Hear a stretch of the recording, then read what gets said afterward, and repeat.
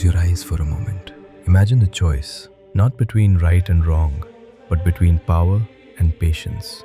Which of them would you follow if the world asked you to wait? The answer hides in a story older than kings. This is not a tale of war alone. This is a quiet test of the soul. It is the hour when Dharma, the way that binds duty, truth, and order, meets the impatient heart. Why it matters? Because our world still asks that very question. Should one seize power to fix injustice, or wait, trusting time, law, and the slow wisdom of Dharma? Tonight we follow a choice, not forced by fate, but offered by conscience. We begin, as all long stories must begin, with a place and an age. Imagine a land of rivers that remember names, where the horizon holds the echo of yagna fires. A kingdom sits between two great forests, a civilization that reads the sky like scripture. We name it simply the land of Ashwa. The year is not a number the tale needs. It is an age when the ruler's scepter still sways the hearts of wandering sages. Villages send grain to temple steps, sonnets are hammered on copper, yet beneath the bright lamps, old wounds pulse. Schools of wisdom argue in the courtyards. One says that destiny is carved by kings. Another whispers that destiny is stitched by the patient. Between these voices, a child of the people grows. He is called Vihara, not a prince, not a priest, a farmer's son who carries both a plough and a book. Vihara learns the language of soil and scripture the same way, by listening. In the same season, the king's younger brother returns from distant studies. He is called Sujaya, sharp as a chisel, ambition tempered in foreign courts. Sujaya believes power, when seized, can mend the world faster than prayer. Our stage is set. On one side, the patient hands of many. On the other, the quick will of one. In the halls of Ashwa live two great traditions. One holds the ancient scrolls, the Dharma Sutras and ritual codes, texts that teach restraint, the weight of vows, and the slow accrual of moral capital.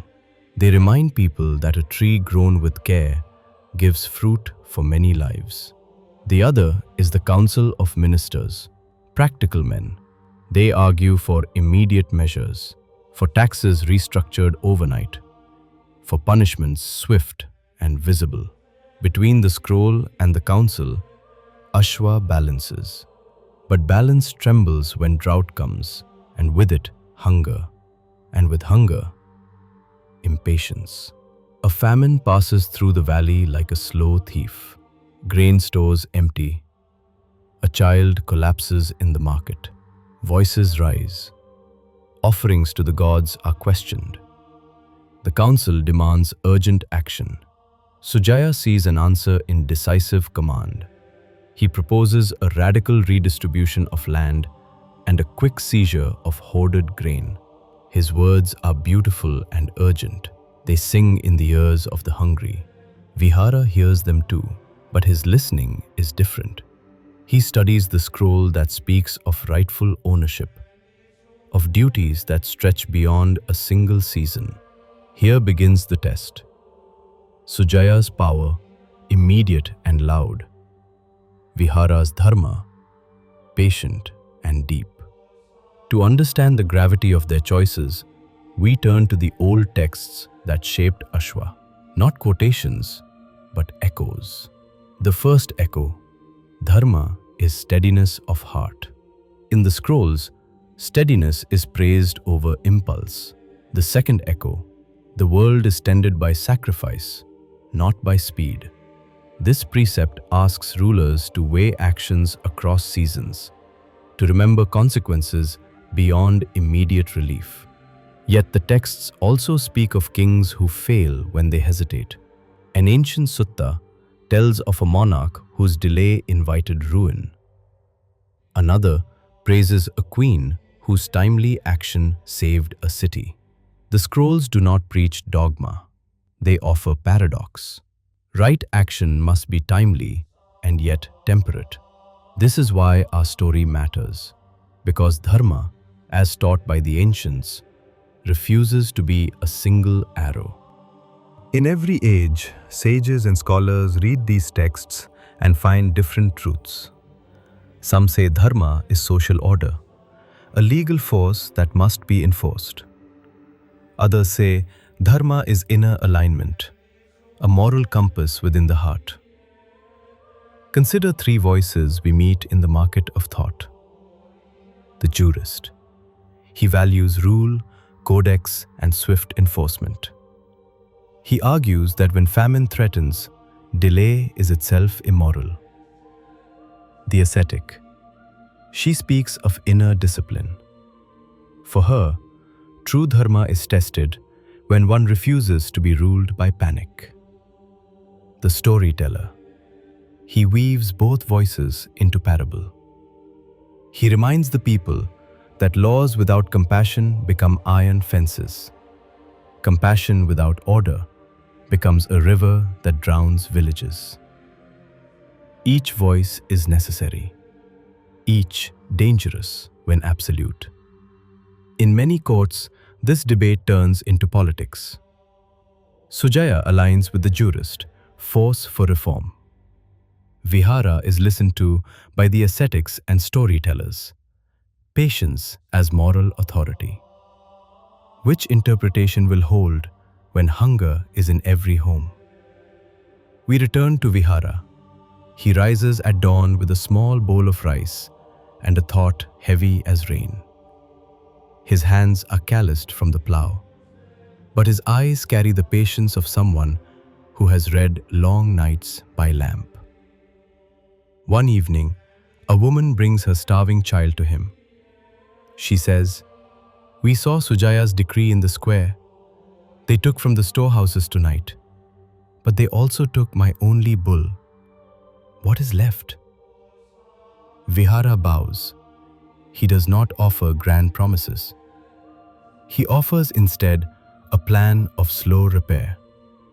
Cooperative grain pacts, shared labor, and patient reclamation of hoarded lands through adjudicative rhythm. It will be long, he says. It will ask trust. The woman listens. She leaves with a weight of doubt, heavier than when she came. This is Vihara's plight. To ask the hungry to trust time. To ask a people in pain to live within the stitch of law.